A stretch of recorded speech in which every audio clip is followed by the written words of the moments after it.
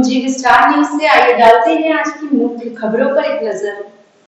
कानपुर से खबर है, जहां पर बर्रा 2 वार्ड 51 से निर्वाचित पार्षद सुधीर यादव को अदालत से करारा झटका मिला है। अदालत ने उन्हें गलत शपथ पत्र दाखिल करने का दोषी मानते हुए आयोग घोषित किया। उनका चुनाव निरस्त कर दिया गया। फैसला वार्ड निवासी अजय शर्मा द्वारा दायर चुनाव याचिका पर सुनाया गया।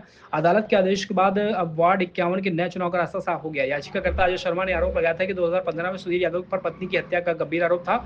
ये करीब 2.5 साल जेल में रहे, बावजूद इसके चुनाव में आयोग को शपथ पत्र दिया, इसमें जिक्र नहीं किया।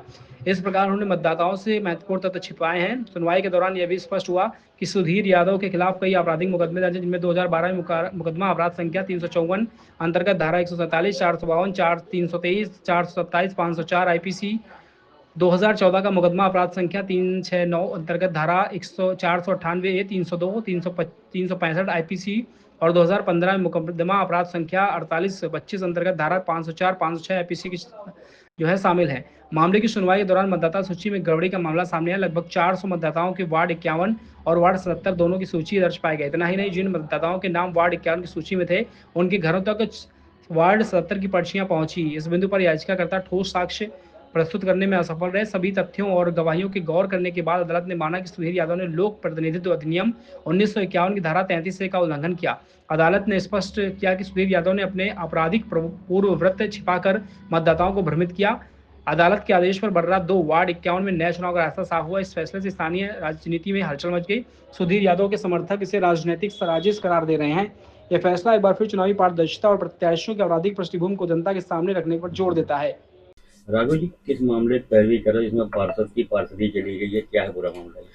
2023 में नगर निगम में मेयर और पार्षदों को लेकर चुनाव होता है हर 5 सालों में। उसी तरीके से 2023 में नगर निगम में मेयर और पार्षदों का चुनाव हुआ था, जिसका रिजल्ट मई 2023 में आया था। वार्ड नंबर 51 में जो पार्षद का चुनाव हुआ था, उसमें जो कैंडिडेट थे, एक सुधीर यादव थे, और जो हम जिनकी तरफ से ये याचिका प्रस्तुत किए थे 4/3/2023 चुनाव याचिका जिला जज न्यायालय में, उसमें अजय शर्मा जो याचिका करता है, वो भी उस चुनाव में प्रतिभाग किए थे सर इनके खिलाफ, सुधीर यादव के खिलाफ। सुधीर यादव इंडिपेंडेंट कैंडिडेट थे, और जो हमारा कैंडिडेट जिसकी हम एडवोकेट थे, जिसकी एडवोकेसी की है, वो बीजेपी समर्थित कैंडिडेट था।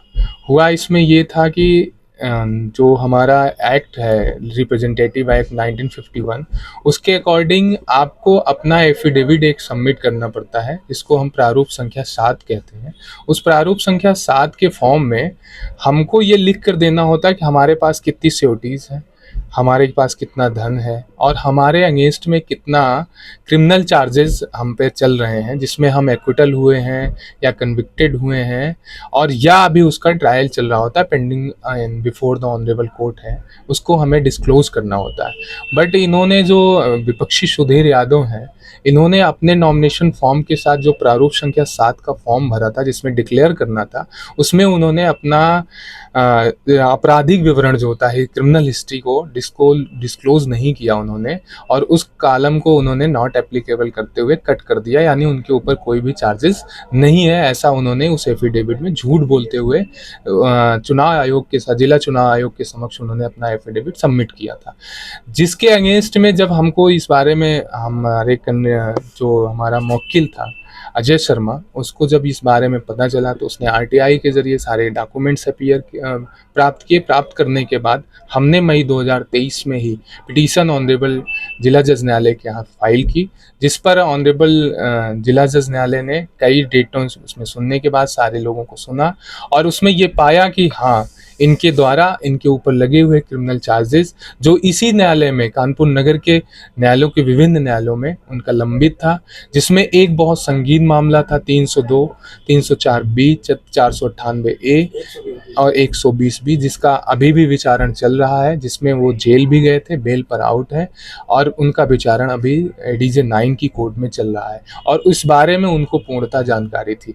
जब उनसे न्यायालय में भी इस बारे में पूछा गया, तो न्यायालय में भी उन्होंने इस बात को स्वीकार किया है। अपनी एफिडेविट के जब उनसे जीरा हुई, तो जीरा में भी उन्होंने इस बात को स्वीकारा कि हाँ, उनके ऊपर चार्जेस थे, और उन चार्जेस को उनके एडवोकेट जैसे भी उन्होंने बोला, उसको माना कि हाँ, उन पर अभी भी विचारण चल रहे हैं और उन पर आपराधिक मुकदमे थे, लेकिन उन्होंने उन मुकदमों का जिक्र नहीं किया। और जी आज कोर्ट में क्या फैसला दिया? आज माननीय न्यायालय ने मेरी बात को स्वीकार करते हुए मेरे द्वारा जो साक्ष्य दिए गए और उनके जो क्रिमिनल हिस्ट्री से रिलेटेड जो कागज थे उसको हमने न्यायालय के समक्ष दाखिल किया। न्यायालय ने उन चीज़ों को मानते हुए उनकी जो कैंडिडेचर था, जो वार्ड नंबर 51 से वो विजयी पार्षद थे, उस विजयी पार्षद को करप्ट मानते हुए, करप्ट प्रैक्टिस मानते हुए उस न्यायालय जो विजयी उनका कैंडिडेचर था उसको उन्होंने माननीय न्यायालय ने शून्य कर दिया। और कल की मतलब आज की डेट से अब वो पार्षद नहीं है और उनका कार्यकाल खत्म हो गया।